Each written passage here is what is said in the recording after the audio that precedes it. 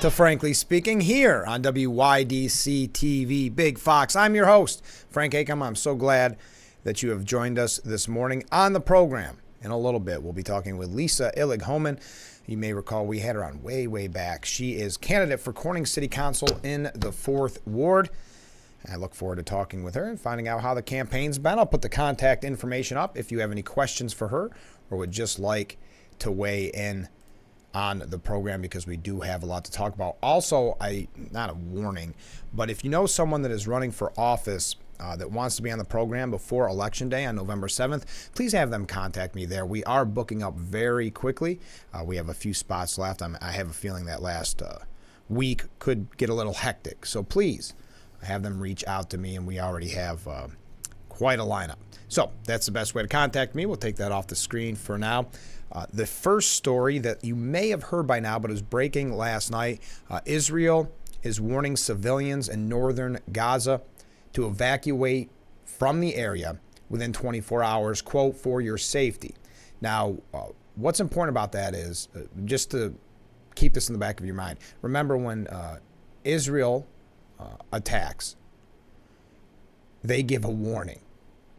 Because, Blinken was in Israel just the other day saying, be careful about civilians. And obviously, that is a priority for Israel, to be concerned about civilians and casualties.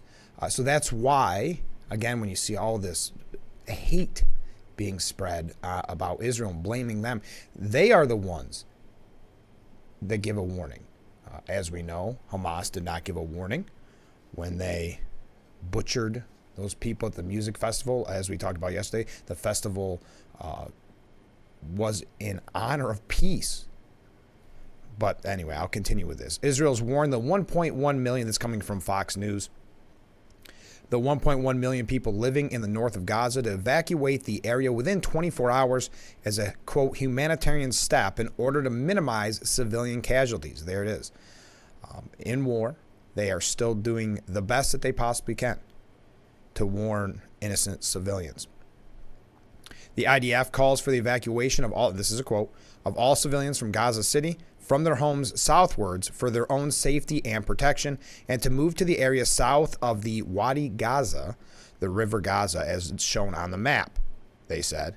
He explained that telling people to move south of the river makes the directions clear and understandable for everybody, regardless if they have a map or not. Now, the White House is reporting, the Biden administration is puts the estimate at about 500 to 600 American citizens in the Gaza Strip, with some obviously looking for a safe passage out. John Kirby, was it John Kirby who said this? Yes, John Kirby said they're still working through some of the details of that to assist U.S. citizens and their immediate family members who have, for whatever reason, not been able to provide commercial transit out of the country. And I would add that we're also exploring other options to expand the capacity of doing this, including exploring whether it's possible to help Americans leave by land and by sea. So again, we're working hard on this. We know that there's a demand signal out there, and we're going to try to do the best we can to meet it. He encouraged Americans wanting to leave to fill out an intake form at travel.state.gov.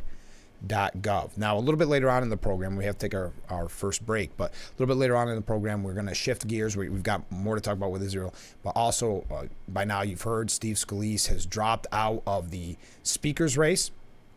The numbers just weren't there for him. This is, in my opinion, and I would love to hear your opinion, getting very frustrating.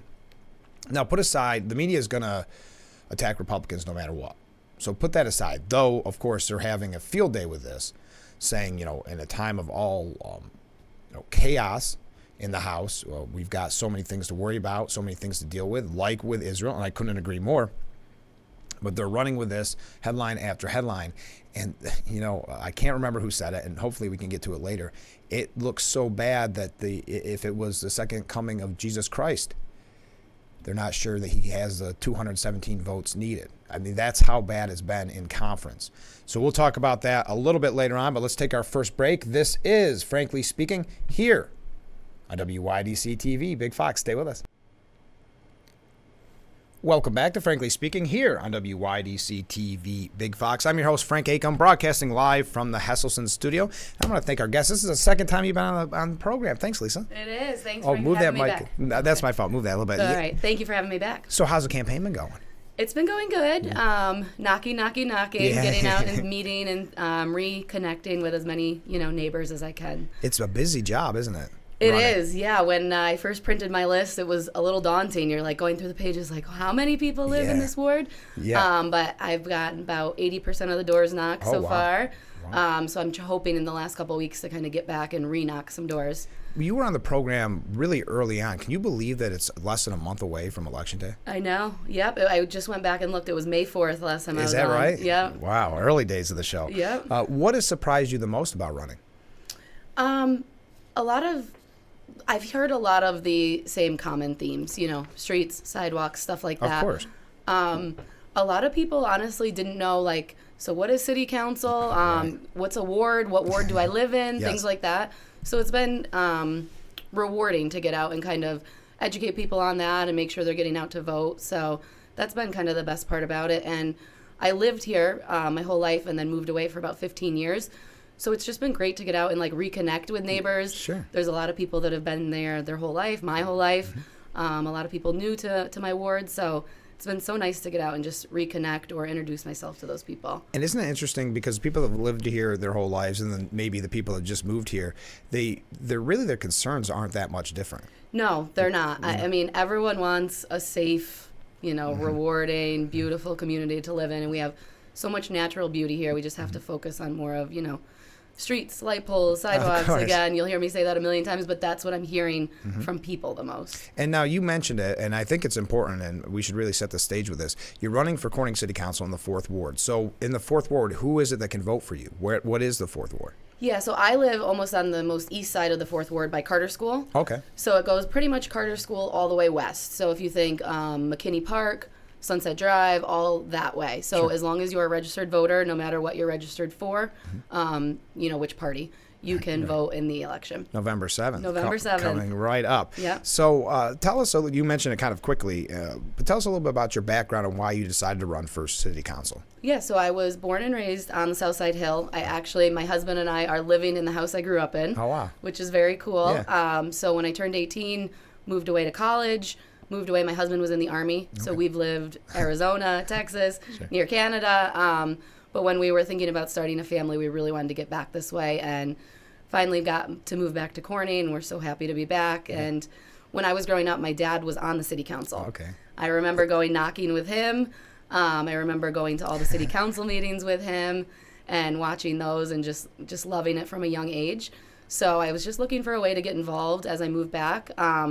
Doing all the normal mom things, coaching t-ball, stuff like that. But this is just a more like tangible way to kind of give back to the community. And I know we joked about this last time, but the fact that you enjoyed going to the meetings as a child, yeah, it says a lot about you. I don't know what, but Yep. So you've been active in politics your whole life. Is this what you've imagined it would be like? I mean, knocking on the door when you were a kid is a lot different than knocking on the door asking for votes. Yeah, I think one of the most surprising things is I've missed a lot of people because I can only knock, when works for my schedule. So I've missed a lot of people, but a lot of people, voter turnout's not great anymore. And this election, there's only a few contested races. So it's been surprising how many people I want to encourage to get out and vote. Yeah, isn't that the challenge? We were talking about it with Allison, and pretty much anybody who's running for office, we talked about it. I think that's the biggest hurdle, is getting people out to vote this year. Yeah, yep. Everybody without wants a to big talk national election or something like that. They want to talk about Congress, Senate, obviously president, Yep. but this is really the level that affects your day-to-day life the most. Yeah, you yep, know? I agree. Yep. So when you're walking around and you're talking to everybody, the reactions have all been, you keep saying the roads. Is there anything else that concerns people about Corning? One of the biggest things, that's unique to my ward is McKinney Park. They recently had to take out the playground equipment. There was a safety issue. The equipment was 25 years old. I can vouch for that. I played on it when I was a kid. And there was a safety issue, and they didn't have a choice. The manufacturer wasn't producing that equipment anymore, so they couldn't replace it. Oh, interesting. So a lot of families were upset to see that the equipment was taken out.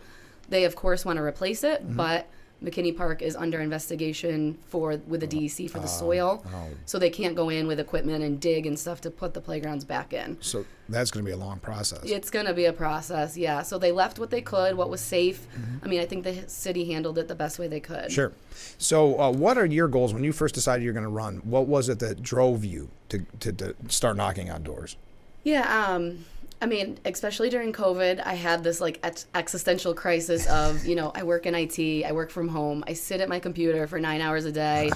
I don't feel like what I'm doing is really giving back, really making this world a better place. So I wanted a way to get involved. So that was really why I decided to run. The thing I want to get involved with most, I would say, is kind of the budget process and understanding where tax dollars are going, where maybe we could spend more on this and less on that. I would be a fool to say I'm going to lower property taxes or anything like that. I know that's not going to happen day one, but just more of understanding, where all that's all being like allocated. And what's the reaction been when you announced that you were going to run?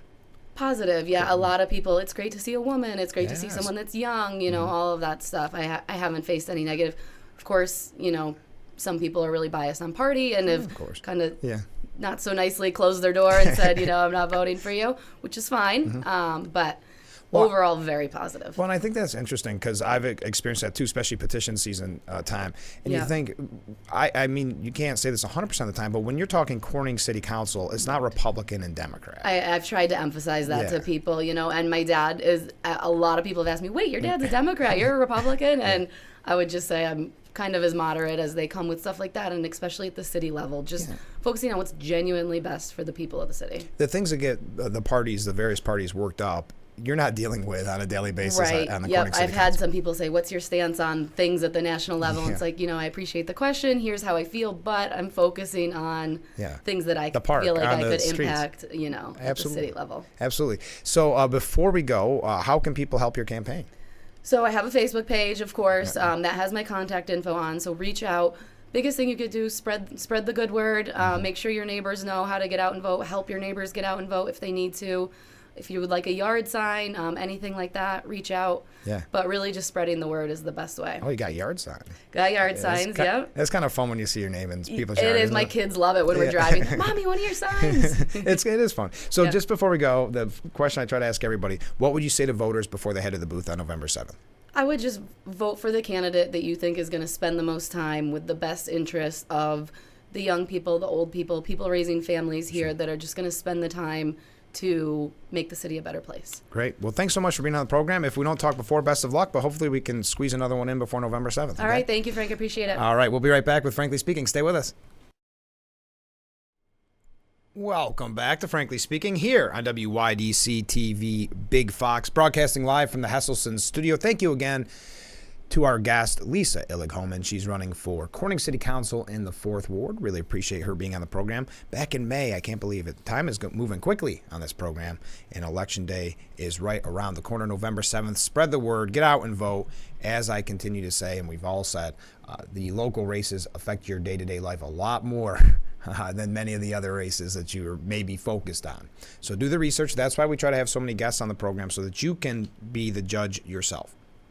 Now, we don't get everybody. All that you have to do, though, is reach out. We'll try to get you in the schedule if you are running for office. So we return back to the conversation, and it's been a tough week, obviously, to continue to bring up these tragedies, bring up the heartbreak, and see the videos and the destruction. And as I mentioned, law enforcement is stepping up patrol of Jewish House of Worship, because today the former Hamas leader Khaled Mashal declared today, October 13th, a day of rage. So many are concerned in New York City. The NYPD is stepping up enforcement. Now, they want to make it very clear, and some call it, by the way, Day of Rage, some call it Day of Jihad. Many have wanted to make it clear that there is no, right now, credible threats or specific threats. It's just about being preemptive and being, for lack of a better word, on the safe side. Telling the Jewish community to use an abundance of caution. And again, quote, there are no credible or specific threats to the city. Mayor Eric Adams said, I want every New Yorker, especially Jewish New Yorkers and other groups, to know there are currently no credible or specific threats against our city. But with large-scale protests planned for tomorrow, we must remain vigilant. And we've talked about these protests all week. They're sickening. The pictures are sickening. We've seen, I've got a couple updates on that on college campuses, the just hate and the anti-Semitism. Well, let's get to that. A radical Yale, and notice, this is higher education. We talked about this early on in the program, or in the early days, that many people are wondering, is a college education for me? You get in all this debt, and then you, depending on your major, you may get out and have a job that you're paying off the debt the rest of your life. Or you go into maybe some type of service where you get paid right out of high school. So people have already had their questions about higher education. We see that the administrators have made so much money. They keep raising tuition, and it just seems like a cash cow. Well, now I think this just raises more concerns for people. Why would you send your child to a school where they're being taught, hey, this out of Yale, a Yale University professor is facing calls to be ousted because she went on social media. That's your first mistake. But then, listen to this. She appeared to justify Hamas's terrorists killing Israeli civilians. How is it? There's an amazing piece, and we're going to get to. I mean, it's really kind of a tearjerker coming from the New York Post, that how this has exposed so much bigotry, but also what it says about these people, where they can't say they denounce the killing of civilians and babies. I'll continue though. She called Israel a murderous, genocidal settler state. Her name is Zarina Gorel, a historical anthropologist and a documentary filmmaker who works as an associate professor of American, get this, studies, ethnicity, race, migration, and religious studies. She said, and I quote, I don't normally like quoting them, but I think it's important because I don't want to give them a soapbox, but I think it's important to see what this Yale University professor had to say. My heart is in my throat. Prayers for Palestinians.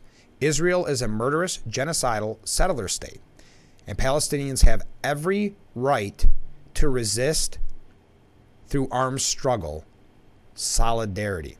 Now, she even describes herself on her, what was once called Twitter, now X, profile as a radical Muslim. She followed up with a series of tweets that appeared to applaud the bloody invasion, which saw entire families wiped out and babies decapitated. It's been such an extraordinary day, she said, as she gushed over new videos covering the initial onslaught. I don't want to repeat the rest of what she said because it makes your skin crawl. So that's one example. Then you have in Harvard, and this has had quite a backlash. In Harvard, they had that statement where so many organizations and students signed on to it. Well, an Israeli billionaire named Adnan Offer has quit the Harvard board, blasting the university's president over that student letter. He and his wife resigned the post on the executive board of Harvard's Kennedy School in protest of school president Claudine Gay's belated lukewarm response to the student letter blaming Israel for the massacre committed by Hamas terrorists on Saturday. And I'm paraphrasing the former congressman yesterday, Joseph Blinsky. But when you're on the side that is beheading innocent children are innocent. There's no call in any war whatsoever to go after children. There's the rape, the murder. If you're on that side, you are on the wrong side, and you are on the side of evil. It's simple as that. Now, Offer, his last name Ofer, the shipping and chemicals magnate, whose net worth was valued by Forbes at $14 billion, said that he and his wife were quitting the board. I've got to say, that's the only way to teach these universities a lesson is to stop the donations. The problem is some of them have coffers that are so large, even though they spend it because they figure, again, it's a cash cow. It's never going to go away. But that's what it is. They're in their bubble. They're surrounded by yes men, meaning the student. No one ever tells them they're wrong. And so these people think they can get away with anything and say anything, because they're in a bubble that none of us can experience, where when you have tenure, you can't get fired. So if you went around saying hateful, anti-Semitic things at your place of employment, you'd be out of work, and rightfully so. In this case, probably the hit at the cocktail party. Bill Ackman, he's doubled down on denying jobs to the Harvard students who signed on to that anti-Israel letter. He was getting pushback. Can you believe that? You're going too far by saying you want to hire them. Why? Bill Ackman has doubled down on his push to have companies refuse employment opportunities to the Harvard students who signed a letter blaming Israel for Hamas's violent attacks. The hedge fund billionaire who founded Pershing Square Capital Management held his ground after a Harvard law student slammed him for, quote, harassment. You imagine that? You're blaming Israel. You're blaming the victim, Israel, for being attacked and then defending themselves. And then you have the audacity to start playing the victim yourself and say it's harassment? This is what, and again, we talked about it yesterday, but this is what I mean. These kids, these children are in such a bubble, but yet they can't, where they need puppy dogs and coloring books after an election that didn't go their way to feel better, but then they don't sympathize or have any empathy for the innocent civilians that were killed, that were slaughtered in Israel. They stick up for the terrorists.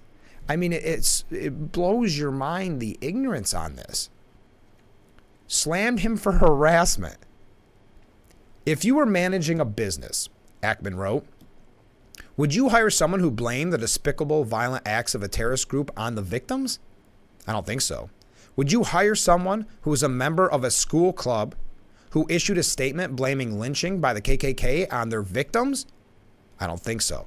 It is not harassment to seek to understand the character of the candidates that you are considering for employment. Good for him. At least a dozen business executives endorsed Ackman's call for Harvard to publish lists bearing the names of the members of the 34 groups that initially attached their names to the letter. Now, you've seen some people really backtrack. I didn't know my organization was going to do this. So people have tweeted out, well, you have a few choices. You can stay silent like many have, or you can find other groups. It is heartbreaking, and you see other people backtracking. I mentioned this quickly yesterday with Joe, but the Harper's Bazaar editor, Samira Nasr, Nasr, has now apologized. What she had said originally was that cutting off water and electricity to 2.2 million civilians in Gaza, this is the most, I'm quoting this, this is the most inhumane thing I've seen in my life. Then you haven't been watching the videos of what's happening. You haven't been watching what Hamas did. So she said, I want to apologize to my friends, colleagues, and the entire Jewish community for my deeply insensitive and hurtful comments. I have no hate in my heart for any people, and I'm not in any way sympathetic to a terrorist group that just murdered thousands of innocent Israeli civilians. I'm a firm believer that words matter, and I was careless with mine. My most sincere apologies. Well, many people say that this came out, and quite a while after it should have, because she was already, fighting for her job. But you do the math on this. I know we've got to take a break in just a second, but they released a poll, and it was from Fox News. 68% of Americans support Israelis versus just 18% who support Palestinians. Per the poll, and this is, you can say 68%, that's good. It should be more. But it also shows a disturbing trend by political party, but also by age demographic. 59% of Democrats support Israel, just 59%. 79% of Republicans. Conversely, 1 in 4 Democrats back Palestine, while just over 1 in 10 Republicans side with Palestine. A trend, now this is what I wanted to mention, a trend evident among age demographics in the current poll shows younger Americans are more inclined to support Palestine than older counterparts. Well, this ties into what we're hearing from the universities. That should come as no surprise as you're being indoctrinated by these people that push hate. Respondents under 35 years old 49% back Israel, whereas 34% side with Palestine. My goodness. It's a disturbing trend. We're going to talk about a couple of those opinion pieces from the Post regarding this when we come back, but we've got to take a short break. Stay with us. This is Frankly Speaking here on WYDC TV, Big Fox.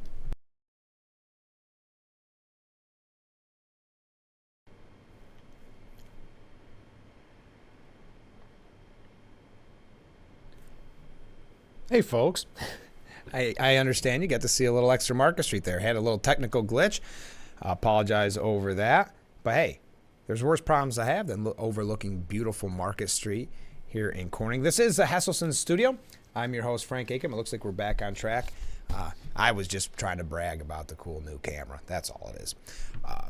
Great point from a viewer. Those supporting Hamas are just like those on the left who blame the police for actions of the criminals.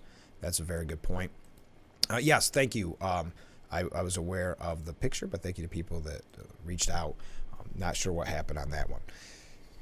Douglas Murray from the New York Post says, Hamas horror quickly reveals the bigots in our midst. That's a very good point. And they talk about, or Douglas Murray talks about the pro-Palestine rally. But he said it wasn't pro-Palestine, it was pro-massacre. And he gives examples of it. And again, I don't want to go through all of them because, again, it's heartbreaking.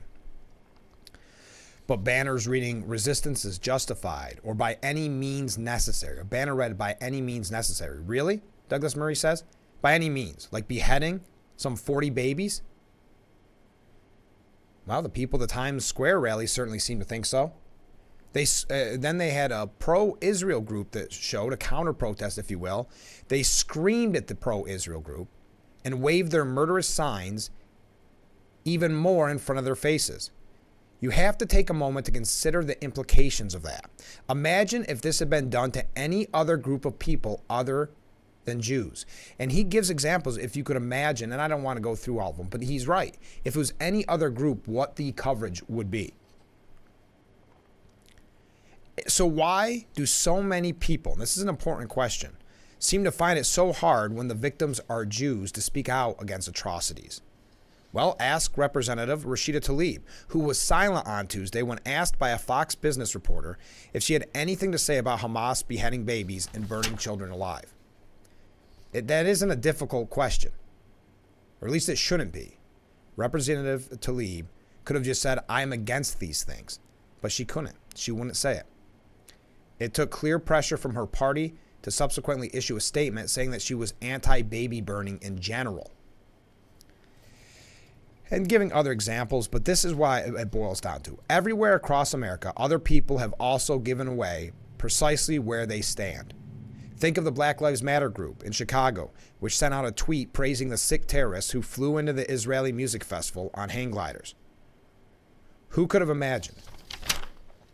It's the same with those radical professors that we've mentioned all morning, and the students who've been hiding in plain sight. They all of a sudden lit up for all to see. Or you have MSNBC's Mehdi Hassan, who has spent the last week trying to talk about Israel war crimes and hasn't told his followers about his own radical views, such as his view expressed in a mosque sermon many years ago that all non-Muslims are like animals. Within no hours of the atrocity, the American left was full of similar grossness, and we mentioned that all week. But as I say, Douglas Murray says, a flare has gone up in the night sky and reminds us that we have many people in this country who rejoice in the deepest darkness. We've got one more on this by Carol Markowitz, which is just an amazing piece. And then we're going to breeze through a couple of other stories. So please stay with us. Let's see how this goes. You're watching Frankly Speaking here on WYDC TV, Big Fox.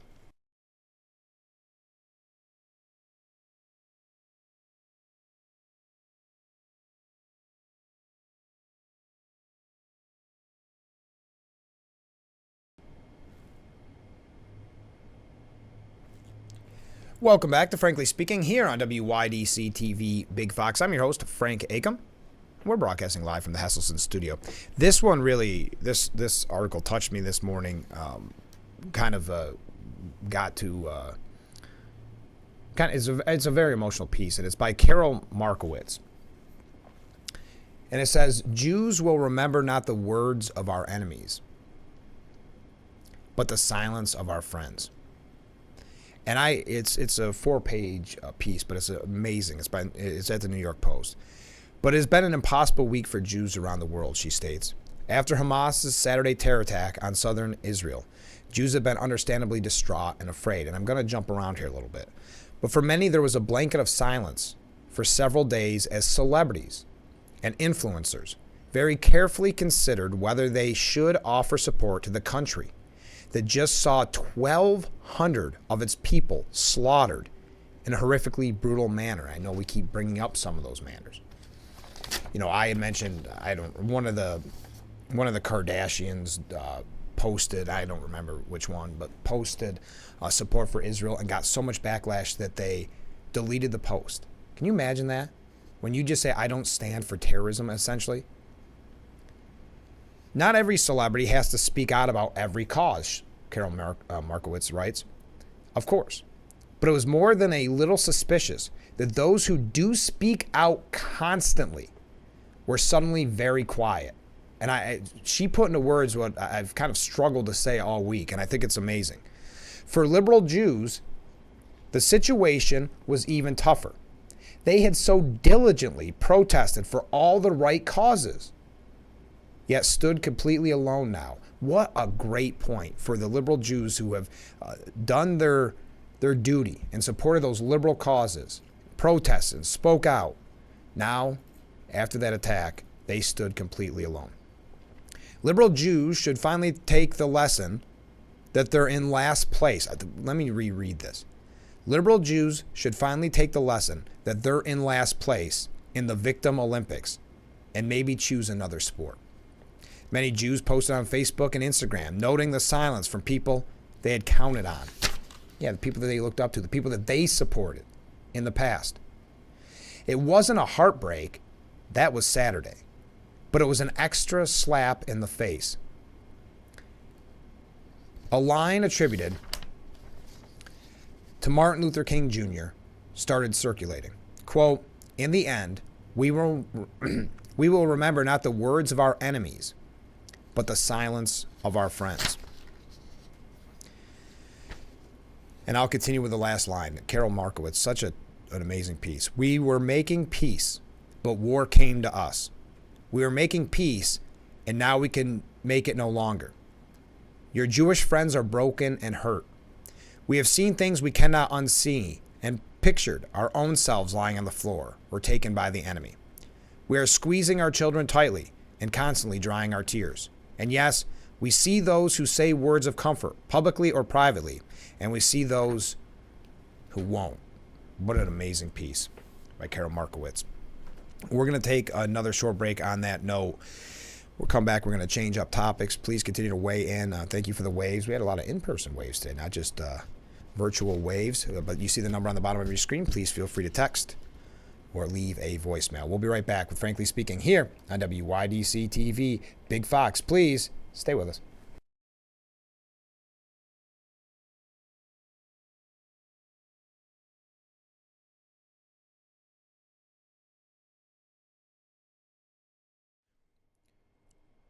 Reuters is reiterating something, and welcome back to Frankly Speaking, that we've been bringing up since day one on this program.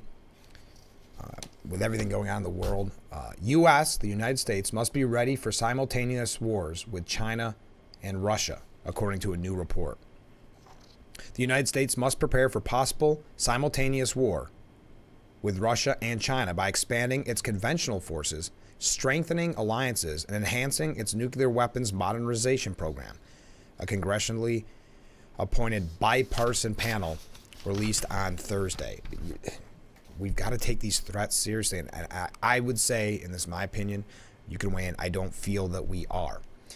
We are focusing in our armed forces a lot. We've had the articles where maybe they're more worried about social justice issues, where these various organizations are getting more political than they are focusing on their job. I know I'm going to go through a lot of things quickly, but that's an eye-opening story, but one that we've been well aware of for quite some time.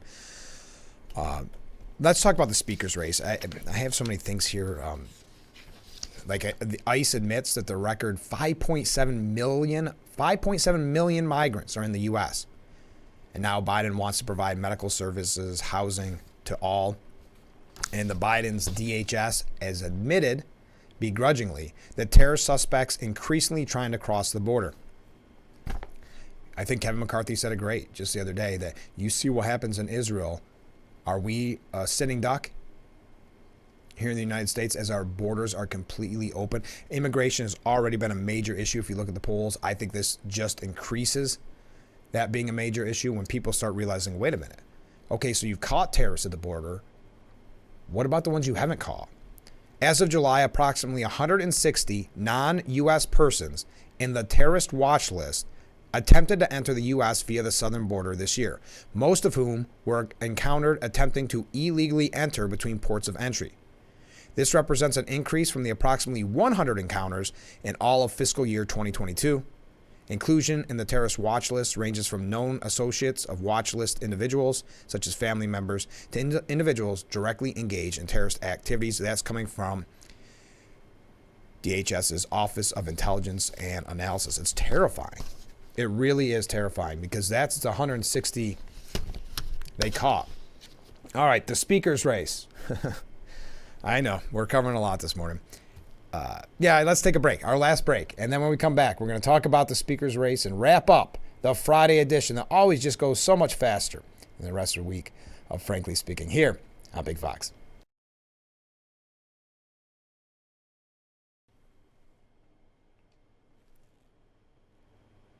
Welcome back to Frankly Speaking here on WYDC TV. Big Fox just wrapping up today's edition.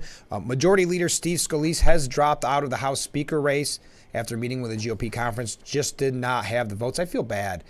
I mentioned yesterday with Joe, but always the bridesmaid, never the bride. He's always really close. I just share with my colleagues that I'm withdrawing my name as a candidate for Speaker designee.